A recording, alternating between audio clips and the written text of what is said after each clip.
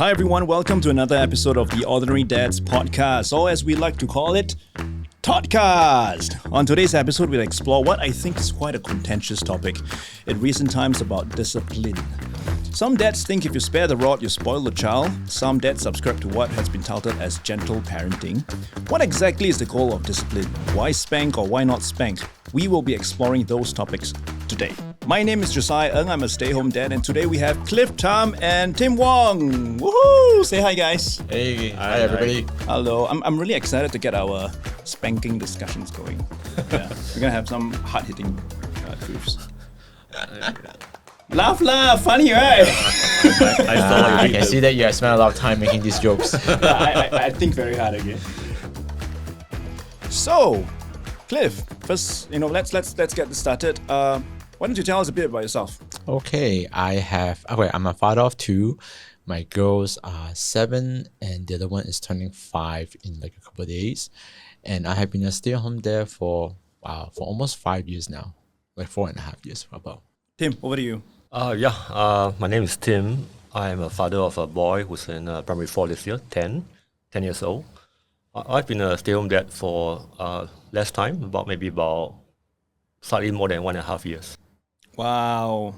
So let's first talk about how you guys became stay-home dads. If you've heard our very first episode, you would have known, Cliff's story about how he became a stay-home dad. If you haven't watched the first episode, I highly encourage you to do so. Listen to it on our podcast channel, where he discusses with his wife about men and their feelings. But for the benefit of some listeners who have not caught up just yet, Cliff, why don't you give us a short version of how you became a stay-home dad? Sure. So I'm actually a Canadian and my wife is a Singaporean. And we were living in Canada, and that's where our kids were born. And then we moved back to Singapore back in mid-2019. And my wife being a doctor, she's bonded with the government, and so she has to fulfill her bond. So pretty much when she came back, she has to work. There's no choice. And so that leaves me. So we explored different options, helper, daycare, and whatnot. At that time, my girls were 2 and a bit and 3 months. Okay. And I remember my wife was saying how, it wouldn't make sense for my paycheck to pay a stranger to take care of the girls. And so with that in mind, I decided, you know what, let's take this strange route of being a stay-at-home dad. I don't know what I'm getting myself into, but you know what, let's just jump right in. And I think that journey has been a very transforming journey for me. Wow. In understanding what it means to be a father, what it means to my kids, who am I as a person, as a man, and all that kind of all come together. Wow. We really want to chat more with you a little bit later on about your journey, because 4 years, wow. I'm into my first year as a stay-home dad. I'm like, oh wow, it's only been 1 year. I don't know whether you felt the same way, but for me it's like, woo. It feels much longer, right? It feels much longer, yeah. And it's not a bad thing, it's really just interesting. Time is so, it's good and bad. Time is just so, it's such a funny thing when you're a stay-home dad. Yeah.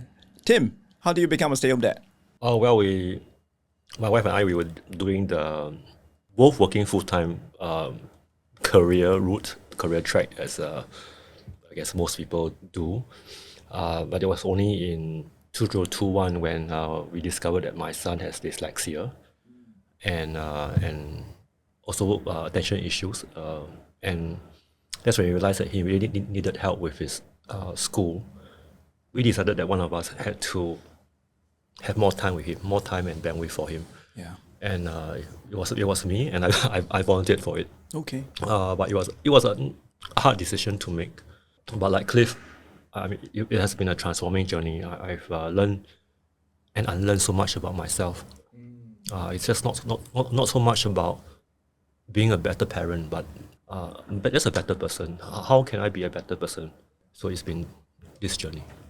Well, thanks, Tim. We're going to chat a little bit more about your journey later on. I feel like before we talk about how we discipline our kids, it's interesting to, talk about how we were disciplined as kids. I caught myself muttering to my son the other day when, he wasn't on his best behavior. I was like, if I did that last time, my mother would have slapped me across the face, Yeah. And I caught myself because it's almost like I was saying it as a way to justify myself for what I was going to do next. Yeah, but of course, after that, I realized that it wasn't the best thing to do. But then it got me thinking about how we were parented and how we were disciplined as kids. How were you guys disciplined as kids? Okay, you wanna go first or Okay, I'll go first. Yeah, Tim, go. go? Let's do it. My parents used to, yes, go be very extreme in that sense. Like if you don't do well, if you don't behave well, the out comes the cane, or out to the door you go. I remember that this one very clear incident that I still remember very clearly is my father pushing me out to the front door. Okay, we live in the public housing in Singapore, HDB apartment, HDB flat, and he locked me out the door and left me there crying. So I was just out there by myself, crying away, and so there was a sense of just being disconnected, just being alone in all this, being disciplined. And it was also either about doing well in school, doing well behaviorally. And so if I did well in all this, I get rewards. If I didn't do well, I don't get anything, or I will get, I guess, my parents didn't really punish me so much for not doing well in school, but more for like just things like breaking things. I still remember I broke one glass table at home. I was just being a child exploring with this glass coffee table. I just lifted it up, then the whole thing just dropped into all the little pieces. Did you hurt yourself though? No, but I got a caning for that. And yeah. So How old were you? I mean, all these things that happened, like. it's about 9, 10. Yeah. Right. Yeah. Thanks, Wow. Tim. Cliff, Oh, did you break any man. tables? I'm Or were such- you an angel? You know, no need to discipline. when you ask me these questions, all these memories of childhood memories come back, and they're all like, I realize I'm almost like a Dennis the Menace. me and my cause I was born in Hong Kong. I lived in Hong Kong growing up. So, we stay in something similar like HDB, 15 floors high. I remember me and my cousins used to like fill a plastic bag with soy sauce and all type of weird sauce and just throw it out the window, that kind of thing. We never got caught though, but with the other stuff, where I got caught. I remember one time I was taking the elevator up, and before I left, I pressed all the buttons, right? And then just so happened that my neighbor come in the lift and saw me doing that, and then went to my house and tell my parents, and of course, being Chinese parents, they will hit me with, I think, like a hanger or something like that, or whatever they grab their hand on. Now I remember also I also have a similar story of how my parents kicked me out, just like Tim got kicked out. But I was smart. Okay, I guess I was lucky because I put my slipper right the door, between the door and the gap is. So whenever my dad tried to kick me out the house, that my slipper just blocked the door from closing, so she cannot close, right? But I remember I was crying, and I remember those things. I remember those times they hit me because I was doing something wrong, not necessarily bad grades, but rather whatever I did that is not right. They would yell at me, and I remember those memories. I wouldn't say they were overly negative, but I would say that I'm sure that it have left a mark on me somehow. In terms of how my parents treated me. When I was younger, I was spanked. So Singaporeans have stories of their parents would say, "Which cane do you want? You choose yourself." So we never really had a choice. We had a belt. Oh. So we were like, "Whoa!" But that was like the extreme. That was the most worst punishment that they could give to their kids. Yeah. But they always did so in a very loving way, I would say, because I always remember my dad would, after the act of punishment, bring me and my brother aside, make sure that he has a debrief session, just let us know that, I'm sorry I had to do that. Like the belt is the most extreme form of punishment that I would be able to give you, because the severity of whatever that you did is just wrong. It is that severe. But please know that, I love you, and this is something that I really have to do. It pains my heart to do so as well. Yeah, and I realized just recently that I was starting to do the same thing with my kid. Yeah, I mean, I had the question of whether I should spank or not spank. There were moments that I had to spank, but it always came with like, okay, this is severe enough. Yeah. But I always remember that, must have debrief session. Oh, good. That's good. Yeah. Yeah. So that's something that I thought, wow, I am parenting my kid the way I am being parented in a sense lah. Yeah. Of course, I mean, there were moments which I thought could have been better on hindsight. And then there are moments where now I feel like I can also be better. But I wanted to pose the question to you guys. You know, what do you guys think about the way you were parented and how you parent now? Is there any correlation? Do you see any similarities? I think for us, me and my wife, we actually just spank our children, and we use we don't use a belt. We use a wooden spool, like those ladles, and then we put I put a sad face on it. Oh, but I think I remember clearly, my wife and I remember, when your parents, raising our baby, you're so busy, you don't think about hey, let's talk about how we're going to discipline our kids, because you're just thinking about surviving day to day. But I remember when my firstborn was about 3 or so, she started to act up. Sorry, I just want to put it in a context that something when we talk about spanking, I think sometimes we miss the point is that it's not just about spanking, it's about discipline. And spanking is just a small sliver of that. And then under discipline is parenting, which is discipline is a small sliver of parenting. And so what are we trying to do as parents? And I think my wife and I is about loving our kids, or making our kids feel like at home they are loved. And so, because discipline, nobody likes discipline, nobody likes spanking. But I think if I look at it in that context, is how do we help our child, I guess not just change the behavior, but rather change the heart. And so I think, how you're there, after discipline, you talk to, debrief. That's actually what we did too. We started off with, hey, when my firstborn did something wrong, we bring her into the room, then we talk to her saying that we're going to do this now because you did this. And we already warned you not to do it. So it's not this is a surprise, or we did it out of outbursts of anger. And so unlike my parents disciplined me, we were very calm, and we are very consciously not raise our voice, speak very calmly and slowly, so that my child knows that I'm doing this not because I'm angry at her or getting vengeful. Rather, I am doing this because what you did wasn't right, and I already warned you, therefore we will apply discipline. And the discipline is not of course not to scar her and stuff like no bruises and stuff like that. It's not abuse, right? So after the discipline, she will cry, and then we spend a lot of time debriefing, explaining to her that we still love her, you are loved at home, we care for you, and on and on. So it's a very long process. Sometimes it's easier not to discipline, I would say, right, from this perspective. Yeah. But because our goal isn't to just get our anger out or get her to stop doing something, but rather to journey with her. And especially as a 3-year-old, she's so small. She's capacity, maturity wise, I don't know if she knows exactly, because I mean as parents, sometimes I expect my kids to be perfect. I think sometimes we all do, which is totally not reality, because even I'm not perfect. I messed up. We all messed up sometimes, right? We're not 100% perfect all the time, right? So even our child do that too. So for me, I took it from that perspective. Yeah.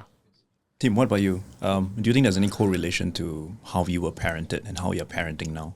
Well, when I first became a stay-at-home father, I was going to parent the way that my parents parented me. I also learned that, you spare the rod, spoil the child, that kind of thing. So, but when we encountered difficulties with my son, then I realized that, I think this is not working.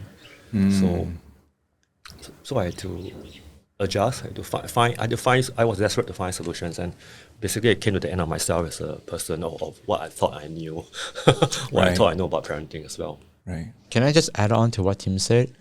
I think it's interesting when you say it's not working, but the question I come back to, the more of a basic question is, how do we define what works or what doesn't work? For example, let's say my child, like to write on the wall.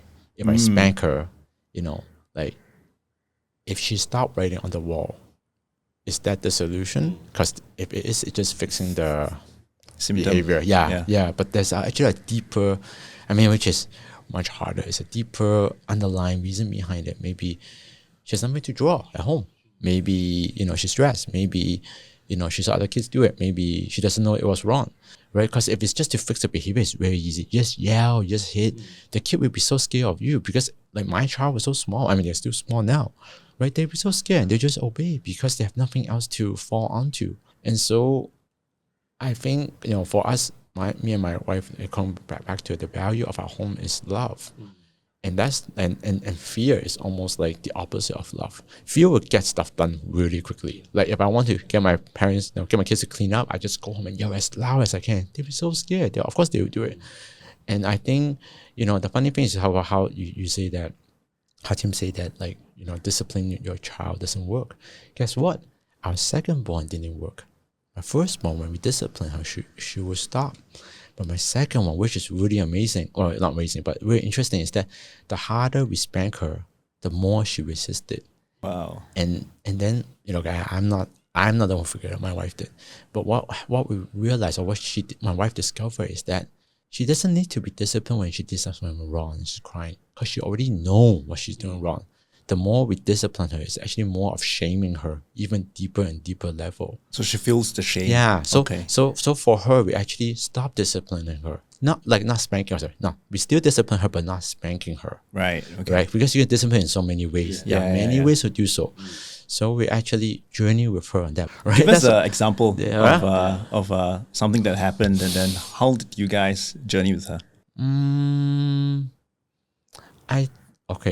I think sometimes like when she fight with her older sister and grab something from her, right? Yeah. And not giving it back, something like that. Instead of like, before I would just like take her to the room and spank her. Right. But the more you do it, the more she refused to give it back to her older sister. Okay. And we realized is that she felt shame already. So what we need to do is we need to sit and talk with her. Right? I think on that one hand you'll be like, what kind of discipline is that? But it's to journey with her, working through her heart, or help her to learn to journey with her in that sense, to know that, we are with you every step of the way. Yeah. Even though what you did is wrong, we're still going to be with you, and it's okay. Sometimes you make mistakes, we make mistakes, sometimes you may be still young, and that's okay. Yeah. And then as we journey with her, we can see that her demeanor changed a lot easier. She's able to get back to herself. She's able to return that thing back to her older sister. So I can see that. You can see in her heart where there's a change. And I think it can be very dependent on a child, right? Yes. And not every child respond, Yeah. And if the child, for me, is if this child knows what she or he does is wrong, Yeah. there's remorse and you can see it in her heart, like in their heart, and how they behave. Then then why are we like? What is the punishment trying to do? It goes back to how connected are you to your child Yeah. or children? Yeah. So much so that you're actually able to know what works or what doesn't work for him or her. Yeah. And for me, if I can share, actually that only happened to me when I took the step to be a stay-home dad. Because I could be more present, I could actually read him, I could, connect with him, it's ask true. him, what his desires were, what his fears were. And from there, really become very fluent in my son. And so now I know sometimes when he does certain things, it's true he is misbehaving, but yes, there is that underlying, issue. Of course, some dads can do it, with their jobs, and so again, it's not like we're trying to say that everyone should be a stay-home dad, but it's about trying to ask yourself, how can you be in a position that you are able to be present, to really read your child, to connect with them. Yeah, and something I read also from a child psychologist, is interesting that whenever a child does something wrong, and he or she knows that he's at fault, actually the first thing that they crave is connection. Yeah. Because they suddenly feel like they are detached from, oh no, I'm in trouble, right? And because of that detachment, sometimes the more we try to do certain things to change their behavior, like what you said, right, it actually disconnects them even more. Like timeouts. Yeah, Timeouts. Exactly, Yeah. right? Like I'm actually telling you that, I don't want you to be with me right now. You deserve to be alone for whatever you did. Especially for a child, sometimes when they're too young, they're not able to really process that as easily. Yeah. Yeah. But again, it also goes back to your children lah. Some children timeouts might work, I guess. Yeah, but it's also how the parent processes with him. There could be different degrees. Exactly. Yeah. Exactly. Yeah, I can share, like, I mean, recently my older child keep doing something that like really irritates me. I don't know. I mean, it's all parents go through that. But you know, she keep tucking my shirt and doing all this stuff. Even I tell her no so many times, you know. And then I was irritated. I was upset, and so, and like we haven't like this like spanked our kids for the longest time now. Like, you know, we don't. I know, not that we don't like. We don't see the need to do so, but. No, at this point, I was like really upset at my child. So we have a talk, you know, in the parking lot. And I was telling her like, okay, I told you many times, you don't do it, but yet you still do it. You know, why do you do it? She doesn't know how to answer. And that's okay. She's still thinking about it. I think in her heart, she just thinks it's funny, you know. And so like, you know, and then I talked to her. I was like, how can I help you stop doing this? Because she knows it's wrong. I know it's wrong. And she'll feel bad about it. And so we think about it, you know, like, you know, I can like dish out the punishment. What you want to, you know, you want to spanking, you want to time out or no watching, you know. But actually, in a very strange way, not that I figured it out, it's just almost by random that I talked to her and then we figure out what is the punishment for her. Wow. And so, you know, like I say, you know, what kind of punishment, not punishment, what can we do to help you remember not to do this again? And then, you know, think, and then, you know, we or more of her saying that, you know what, not watching cartoon for the rest of the day. That was a punishment. Oh, and she came up with it herself. Yeah, she came up with together it. in a conversation. Yeah, because I kind of have to lead her a bit. Yeah. And, you know, because if you just give her an open statement, she doesn't know yet what to do. Yeah. But if you give her like options, then she can think about it and say, you know what, I will choose this punishment for myself. And I thought that was quite interesting. You know, like I think, like you say, like every child is different, and of course, as a growing, they're also different as well. Yeah. So for me, you know, I'm on the camp of like the spanking is an option. Not that it's the must-go default when they do something wrong, but it's an option. And I just leave it like that. I'm not, you know, it's not something that I want to use all the time. Yeah, I actually don't want to use it, but if it needs to, I will apply. Yeah, but right now, you know what? In this season of me with my children and how they're growing, I don't need to apply it. Yeah, I'll just leave it as that. The method that you use to communicate with your child about, you know, choose your own adventure. Exactly. No, but I wanted to point out that, you know, there was that connection there that I can see even as you're describing that story, that, you know, you going into conversation with her, she recognizes that she's at fault, she recognizes that she's affecting you, but you are still there with her to work out how can I help you. And I thought that was so important and so inspiring. I think I learned this from my wife because my default is just yell and scream, right? Yell and scold, the louder the better, right? But I think, you know, my wife has reminded me over and over again, you know, like that, you know, like I said, right, what's the outcome we want to get out of this, right? That can drive fear, and fear is it's not the same as love at home. So how can I, you know, share with her how I feel? And that's what my wife was telling me, that you can just share with her how you feel and it's okay. So then I share with her that Papa is very frustrated when you do this over and over again. I'm very irritated. You know, we're like very calmly, I'm not blowing up. I guess I can raise my voice a little bit, but you know, but I'm not like, you know, they're just screaming, yelling, and making her cry. But you can tell that I'm upset, like I'm irritated by this, and that I think that was, you know, I'm very thankful that this situation I did not blow up. But I can say that other situations I have blown before. So we had this good conversation, like you say, connection, like you know, like let's work on this together. That's really weird. Like I don't think I ever thought about it before, but it actually, you know what, it worked, and it worked. I think it worked quite well. She stopped doing that behavior to me again, and you know, I'm not saying it's 100%, but you know, we're just journeying along the way. Yeah. I feel like something you said is something that a lot of us needs to hear as men. That you can share how you feel without blowing up. You know, like you can actually talk about how you feel. Yeah, I realized that I needed permission to share about how I feel, and something that I also realized is that when I was vulnerable with my own son, I connected with him even more. versus me keeping it on my own, not even telling him how he affected me or how I felt, and I just, punished him because I wanted to change his behavior. And usually when we are frustrated with our children, our emotions tend to be more negative and tends to be aimed, or the outlet tends to be the child himself or herself. And this is something that I realized that he gets a brunt of my negative emotion, and that is not fair on him. So back to the issue of men and emotions, we need to realize that we have emotions, and that is all right to have these emotions, negative or positive. Oh, we do? And how do we deal with it when we are dealing with our children as well? It's challenging. For me, the hard part is sometimes I don't even know how I feel because I'm so used to suppressing it all the time, right? So I think my dad does the same. I think I do the same. I suppress, absorb, and then I will just explode to my kids, to my wife, to whatever. Actually within the family, I won't do it outside, right? And so it's very hard to be able to share that I'm feeling frustrated without to the point of blowing up. How do I start though? So imagine I'm listening to this podcast and I'm hearing, okay, I recognize that I need to share my feelings, but because it's so unnatural for me, what do I do with my family? Do I really just say I feel frustrated? What tips do you guys have? How do you guys start, I guess?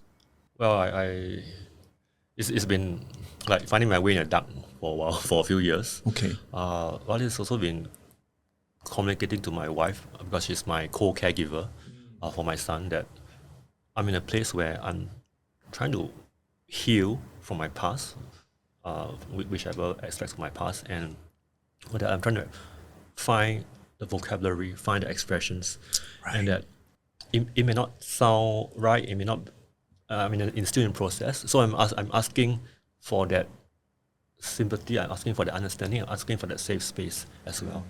And I think once we have that with our partner, with our wife, we can create that safe space for our children. And I love what Cliff is saying, because I can see that they have this partnership where they create this safe space, and this if one cannot, the other one can step in. And that's what my wife and we are slowly getting there, where yesterday I was so frustrated with my son because of his learning challenges. He takes 20 minutes to do one math sum.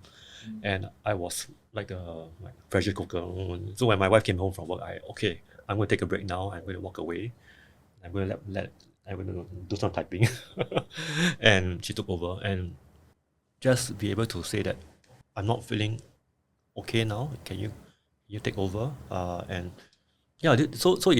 But coming to a place where we are comfortable with that has taken a lot of hard work, and also hard work and sussing out hard work and hard work, yes. And sussing out the differences. We are saying that our children are every child is different, but also every man and wife, every husband and wife, we are very different in the way we communicate, in the way where we have been parented as well. We're talking about how we were parented, but even our wives were parented differently as well. So coming to a place where we are able to find connection with our wives and communicate in this regard, it takes effort as well before we even come to parent our children. That's the beauty of marriage. You complement each other, and I'm also learning a lot of things from my wife. And I guess it's the nature of the female gender, to be able to approach things in a very different way, just like how we approach things in a very different way. Yeah. So I want to maybe just ask about how important it is to communicate with your wife. I know you mentioned something that, when your child is very young, you're just trying to survive every day, and you don't really talk about how you discipline your kids. How intentional should we be communicating with our children? With our wives, about disciplining our children? I think it's good when there's a united front between the husband and the wife, or my mother and the father to the kid. So and I think our child, I guess anybody, is quickly see that, hey, this parent, if I do something, they say yes, and I do that in front of saying, of course I'm going to go to this parent and say yes. Oh, yes. So me and my wife, right from the get-go, we are we already made the decision. We're going to be united, because that's how my parents parent me. They were united. And my older sister too, they're all united, not against me, but they're all united. And I think that, but I do think that there's a lot of discussion. I think, I do remember we have, me and my wife, we still do it now. Like a lot of discussion at night about, how are we raising our kids? Can we, is there something we did good, not so good? And how can we be better at it? Or what kind of, discovery we find out about our children and also ourselves. The thing about you were sharing about, I'm gonna go back to what you said, how do husbands or men be able to find the feelings better? For me, my discovery is that whenever I explode, wow, everything, all my feelings is so clear as to why I'm upset. But why I'm upset is not at the time it was exploding. It was 2 weeks ago, 3 weeks ago, a month ago when my wife did this or my child did this and my child did. So I can see that so that the journey for me right now is to able to spot those before I explode, and that's a lot harder. I think the hard part for guys especially is that, maybe people in general, is that we have feelings that we feel, and sometimes we're then we just suppress it, saying, you shouldn't feel like this. For example, I can say that, what, my parents never really play with me or have this close connection with me when I was young, and I feel sad. I do feel sad. Yeah. And then quickly after that, my mind would be like, well, you know what, at the generation, this is the best they can do. In the previous generation, they can, they need to survive. That's why they have no time to do this, to take care of you emotionally. Right now, in their generation, they don't have no internet, so they didn't know how to parent, right? And so all these kind of justify or suppress my emotions. Right. So I remember I have a counselor there who I spoke to, and he said that your emotions is your emotions, and they don't need to be denied or suppressed. Yeah. Right. A lot of times you tell you shouldn't feel like this, right? Yeah. But you feel like this because you feel like this. And then the minute we say you shouldn't feel like this, it's kind of suppressing those emotions away. Wow. And I think we need to learn to I'm not saying you need to embrace every emotion, but acknowledge them. Yeah. Before I can do something about them. That's so good. Yeah, because if you suppress them, then you know what? They'll always come back. You always come back. Yeah. I mean, I picking up what Cliff just said, I feel that we tend to want to fix our emotions. Yeah. And want to fix it fast. Yeah. So we don't allow our emotions to stew. I mean, stew can be, you can have a good stew or bad stew. Yeah, but we need that space, and we need to, that for ourselves, for our partners, for our children, to have that space. And for me, one of the hardest things for me was to see my son all dysregulated and emotional, and the fixer in me wants to I want to fix it, stop crying, or stop. Yeah, and then I realized that doesn't fix anything, or he might stop crying, but what you said, what's the root of the heart issue that he's going through? Yeah, yesterday I was trying to share with him. I was trying to get him to finish his homework and sit down with him to finish his math homework, and I was getting frustrated, and I was just pouring out my heart with him. I was just saying that this is your homework, this is what you have to do for school, and I'm feeling a bit frustrated right now, trying to help you. So how can I help you?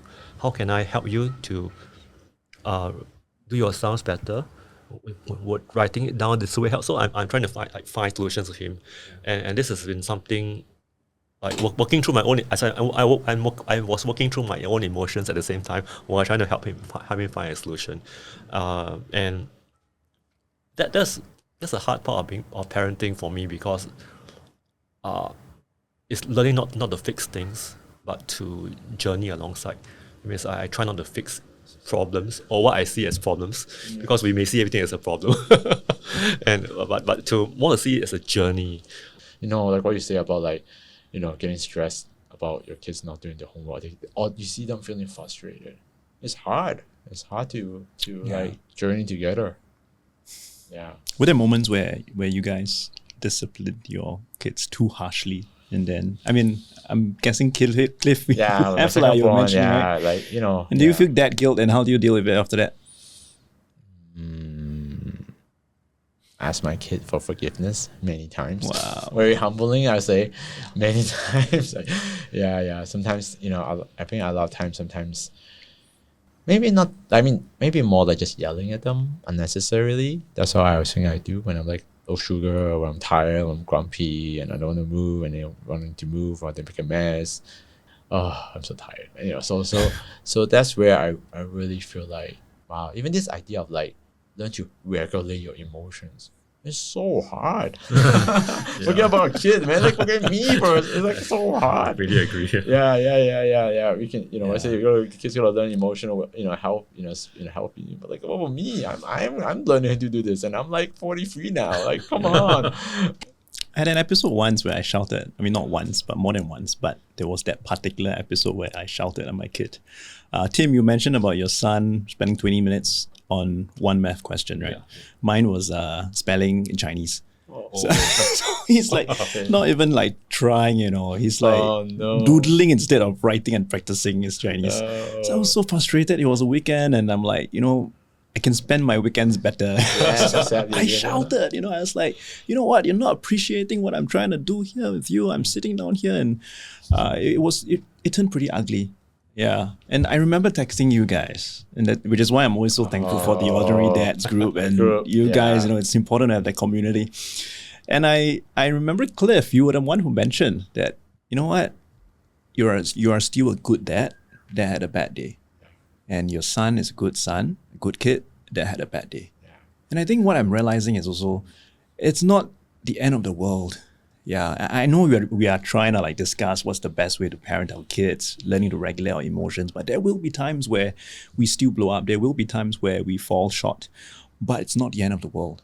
Yeah. Something that another dad, you know, from the group mentioned, Chris, he always mentions this too shall pass. And it's reminding yourself that, you know, it's not the end of the world. You know, we can try again tomorrow. And that's the beauty of a family. Yeah. I would say parenting or in a relationship, any relationship, whether my husband or wife, boyfriend, girlfriend, you need to continually investing into that connection. If you don't invest in the connection will die. Yeah. That is the reality. You know, because it's, you know, just human interaction. This is connection that, you know, and we assume that the connection is there because I'm the father and you're my kid. Well, guess what? 5, 10 years down the line, 15 years down the line, it's not going to be like that because the connection is gone. And you're right, once the connection is gone, it takes so much more effort. Not just money. Like if it's money, then, you know, you just throw money at it. But it's not money that will fix a problem. Yeah. It's so much more effort to heal or fix or repair that connection. It's so much more work. And I think you and Tim hit it right on. It's the connection that we're looking at. You know, because there's usually two camps when they talk about spanking. Yeah. One camp of the parents say, you must spank because of this and that. Or my parents did it before and it works, right? You need to punish the child for their wrong. And they have the other camp, you know, so, you know, the modern day research show that you spank, you may tell, I'll never hit my kid, okay? You know, so, but we talk about discipline and we talk about maintaining the connection. And I think that's a conversation I want to talk about for both sides, is that, you know, if you don't believe in hitting your child, what type of discipline do you do? Because we all need some discipline. I was myself too, when we're doing something not right or need to be corrected. Yeah. And then the other camp is, you know, if you believe, you know, spanking is the way to go, how do you maintain that connection with your child? Because I cannot maintain a connection when I'm angry and smacking my kid like this tomorrow. You know, that's not gonna build any connection for anything.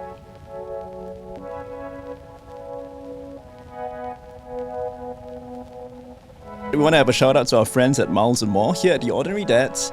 We're a ground-up initiative that exists to help other dads on their individual parenting journeys, and this podcast could only be made possible by the generous support from Miles & More. A link to their work is in the show notes, so do check these awesome guys out. We want to also take this time to thank Common Ground for supporting The Ordinary Dads with a venue for stay-home dads together, share stories, and find comfort in each other's experiences. At Common Ground Civic Centre, people gather to learn new skills, collaborate, and share insights with one another. Tim, I want to pick your brains about gentle parenting. It's a term that has been thrown around It's been the term that and a concept that I think has been discussed in this modern day. And I know that you are someone who practices gentle parenting, but there are also very different definitions of gentle parenting and understandings. What is your definition? What's your understanding? And why do you practice gentle parenting?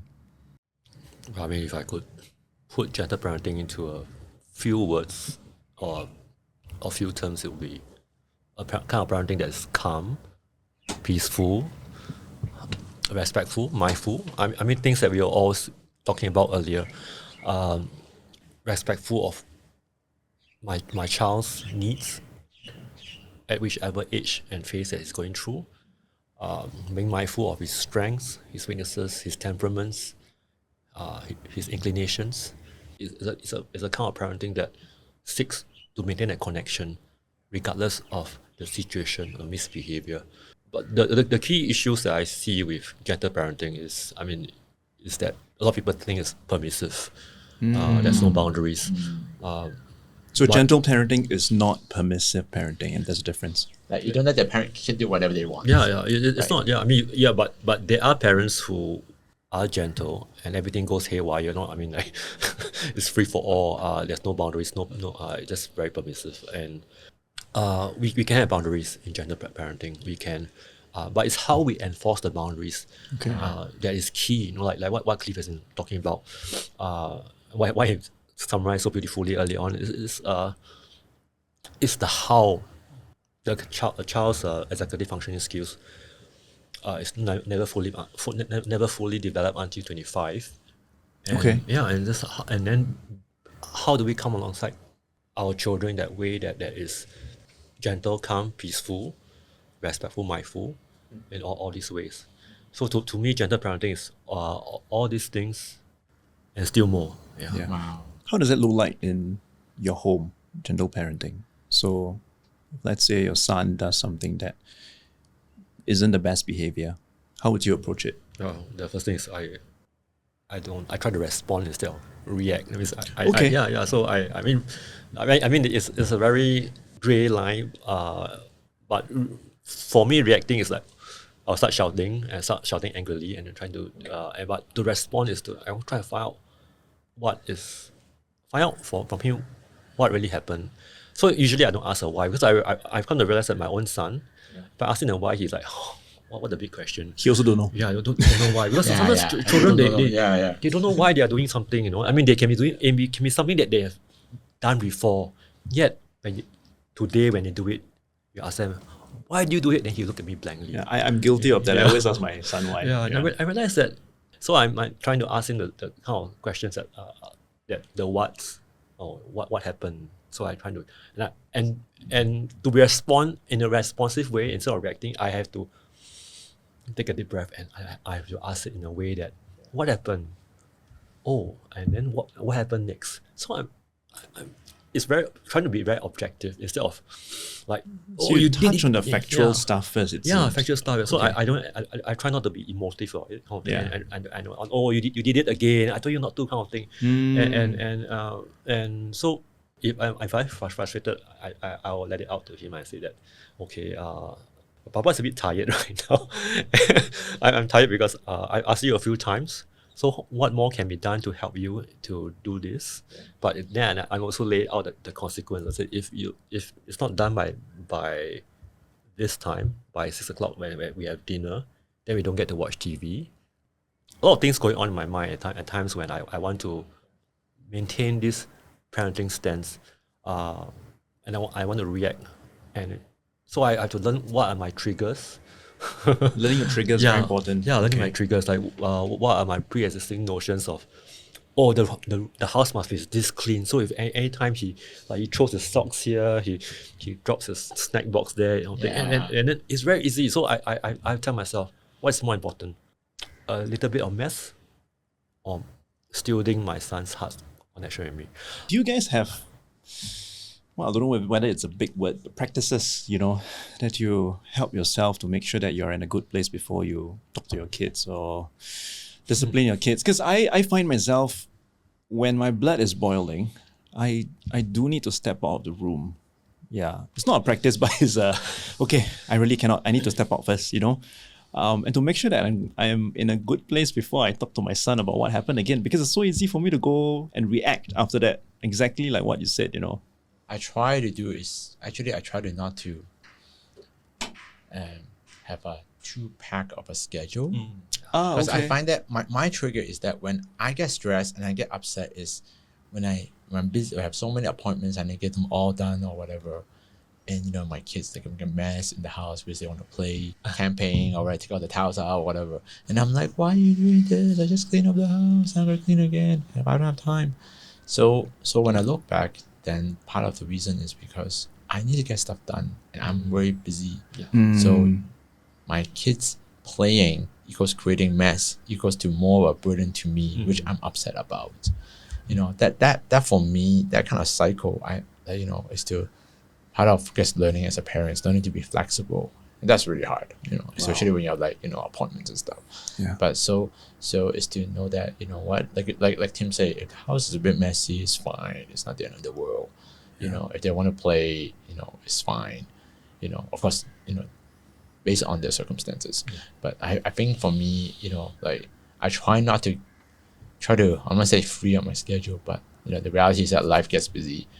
And so I have to be learning to, I want to get this done today, but I may not be able to do so because something because of my kids, and now I have to change that and able to kind of like keep it loosely. It's like a rubber band. You want to make sure that you are in a position have where that flexibility. That because the tension is always there. But if you are so tense tight already with your schedule and everything, snap. Exactly. Exactly. Something that my trigger that I realized is actually like what Cliff is mentioning about schedules. Maybe because of my personality or how I was brought up, I really want to make sure that I achieve things. I want to make sure that I'm using my time as productively, as wisely as possible. So I like to pack my schedule last time. And I tried to do that when I became a stay-home dad, and I realized that I had no time to react at all. That was my number one problem. So the first month I was so tense, I was screaming at my kid. My kid is not even understanding why I was reacting in a certain way. And I remembered my youngest son wanted to look at chickens. Okay. And I realized I couldn't afford the time. They're just downstairs, right? Just downstairs. Okay. Yeah. I mean, my area, that was true. a lot of chickens downstairs, which is nice. It's nice to watch.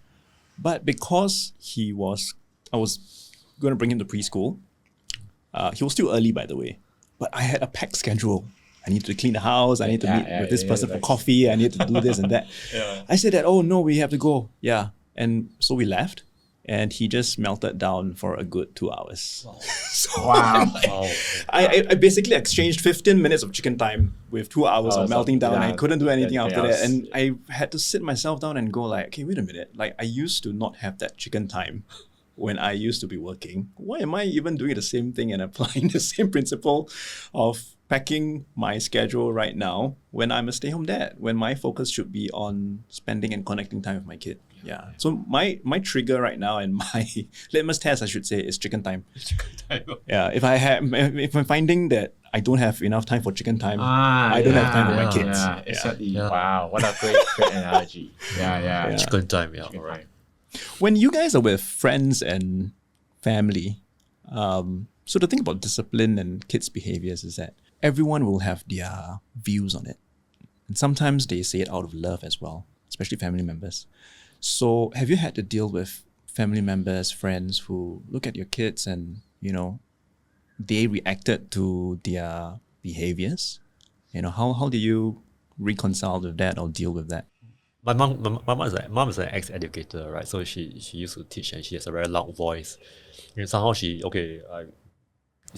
cannot dial down her volume when it comes to my son. Yeah. So my son will react to her. Yeah, he will yell back at her, and then after that my mom will tell me, why is he so disrespectful, kind of thing. So it's very hard for me to tell my mom, you're the one who used the loud voice first, Yeah, and I mean things like this, and my in-laws side as well, and so I've had to advocate for my son. The advocate means I had to have conversations with them. That this is how it is, and this is how I parent. It may not be what you are familiar with, but I share what is on my heart, like what we have been sharing here. I just tell them, like, of course it takes time. Again, it takes time and effort to have these conversations with other family members. So yeah, but they may not see it my way, or the way that my wife and I are trying to parent. But that's all right. I think the main thing is that we have that conversation, and that we have that. We are agreeing to be different, agreeing to disagree on the parenting stance, kind of thing. And so yeah, give me that space, allow me to parent my child as I see fit, or as I'm learning how to as well.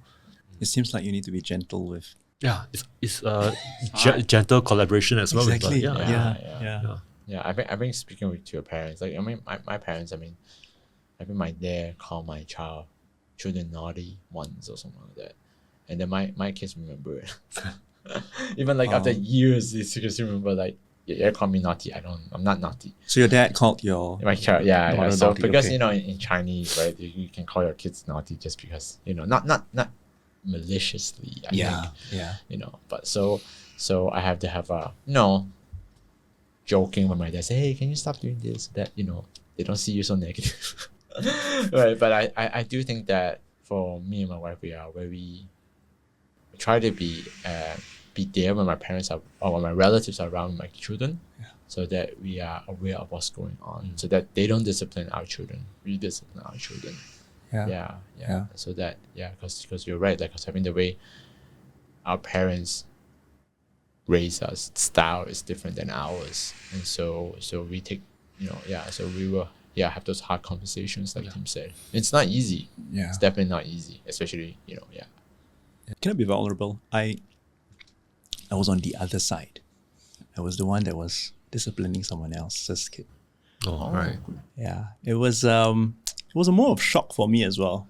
I don't want to excuse my behavior because it wasn't a good day, but it was during one of the Chinese New Year gatherings, and there was another kid that was fighting over toys, and it wasn't the first time, it was the second, third, fourth time. And my child was going to melt down. I could see the signs already because, he was kind of like playing with his own toys, and then this other older boy came over, snatched it over. And I don't want to come to a point of like, okay, if people snatch your toys, you can just let them have it. Right. So I tried to manage the situation a little bit, but the child wasn't reacting in a very friendly way, and it wasn't my child. Something in me just snapped, and I went over. I literally grabbed him, put him next to me, and I said that I'm sorry. This is not the first time. You haven't been sharing when you're supposed to be sharing, when other kids have been sharing with you. And I think there was something in my voice that the family wasn't very used to. And so the boy's father actually came over, and the boy said, and the boy's father said, don't have to talk to my son like that. Wow. Yeah, I will handle it. Yeah.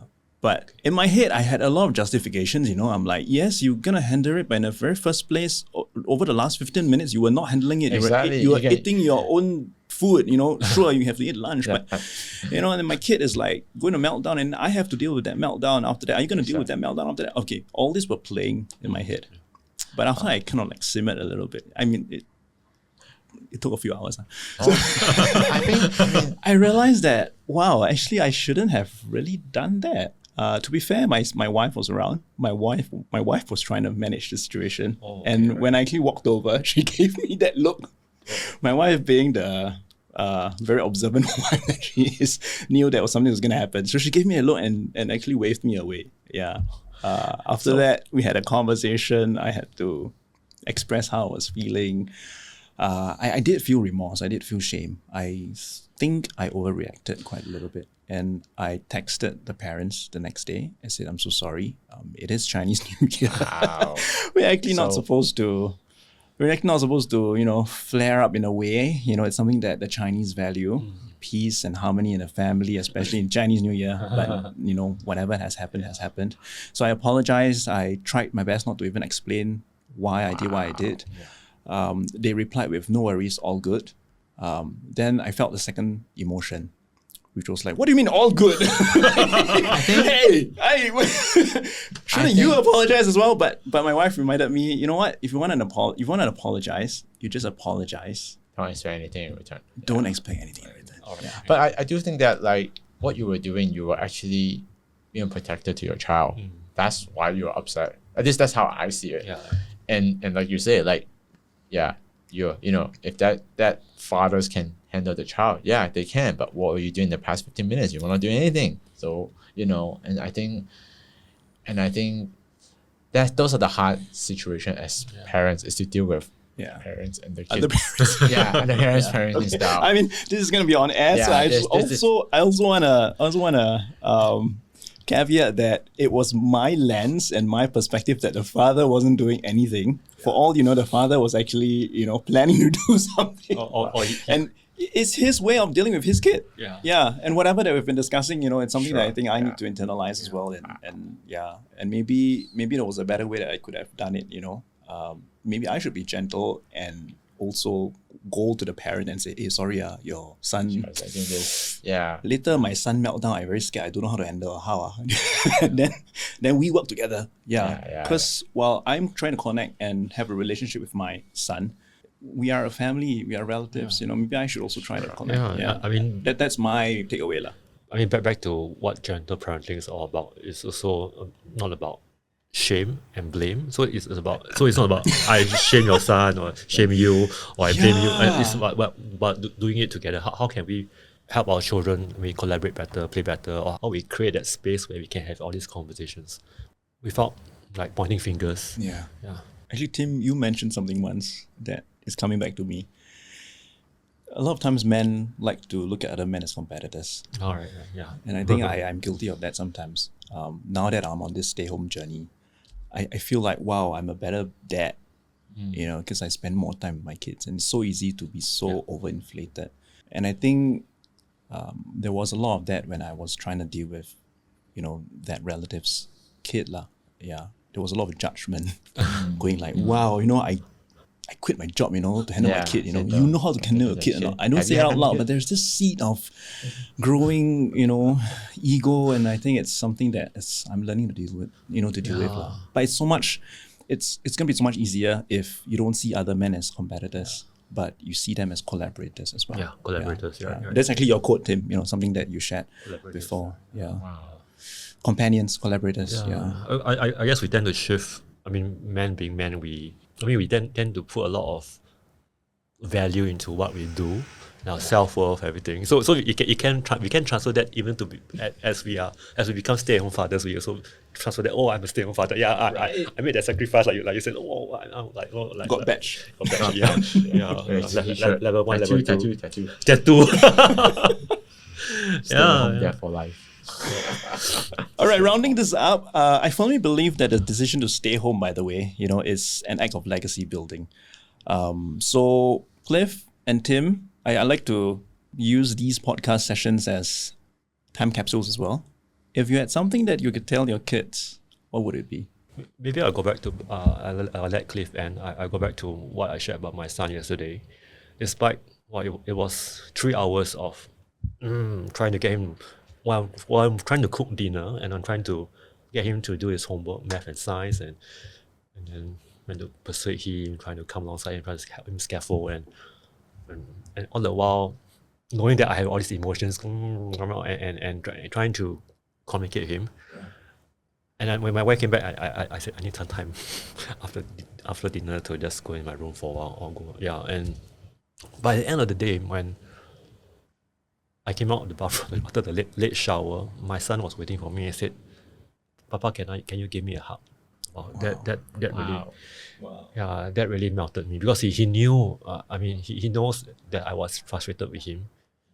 He knows I was actually on the verge of tears, and he knew that I was going through a gamut of emotions. But yeah, at the end of the day, he said to me, "Papa, can you give me a hug?" And that really melted my heart because I realized that despite all this, he wanted his father to give him a hug, and I mean it's not perfect. I stopped looking for a perfect journey or a perfect son even, or perfect solutions. But I find in all these imperfect moments, I mean, we've been talking about it the whole morning, but that is this connection that I want, and that my son, if I can see it, but whether my son sees it is another thing. And yesterday, when he said that to me, he asked for that hug, I just it gave me that this is more important than all the homework that he has to do. Yeah, I mean, homework yes. is important. Yes, homework is important. No, but this is the foundation. Cliff, what about you? I think something that I learned about discipline or spanking is that, okay, especially spanking, I realized that if I do it right, it hurts my heart more than my kid's heart. Wow. If I'm angry and vengeful to do it, then I don't get hurt. I feel good about it. But when I apply discipline, I don't feel good about it. Wow. I don't want to do it. I actually, it's easier for me not to do it. But I think when I do it right, I realize that it hurts me more than it hurts them. I don't know how much my kids remember growing up, because they remember some, don't remember some. That's part of life, right? But I hope that they can know that, like, even when we were disciplined them, we still love them very much. Yeah. Yeah. That's more than anything else. Wow. Well, thank you, Cliff and Tim, for sharing your stories and your perspectives. This has been really, really illuminating. Thank you so much, guys. And to our listeners, it's been a privilege to have you listening to our podcast. We hope you tune in for our future episodes. If you find that, whatever you've heard is so useful, please feel free to share as well. Drop us a note on our IG page or email. It's on our website. All the links and the URLs are all in the show notes. Till then, while parenting is anything but ordinary, the love, care, and commitment of ordinary dads do wonders to this sometimes mundane and perplexing parenting journey. You're not alone, ordinary dads. See you soon. See ya. See you. Thank you, Josiah. Thank you. Wow. What a spanking episode. Chicken time. Yeah, this is my head. Chicken time. Chicken time. Thank you. No, thank you. That's a good Awesome. conversation. Wow. That was great. I felt that. Yeah. Wow. Thanks for Okay. sharing. Yes. It's so hard to for your son to give you can I have a hug? Yeah, wow, I touch was- your heart, man. Actually, I was Cheers, surprised. man. I was surprised because I thought you'd just fall asleep. I felt that, I felt as we were sharing that's that. wow, that's a tea drinking. Yeah, I mean, I actually slept much better. Yeah.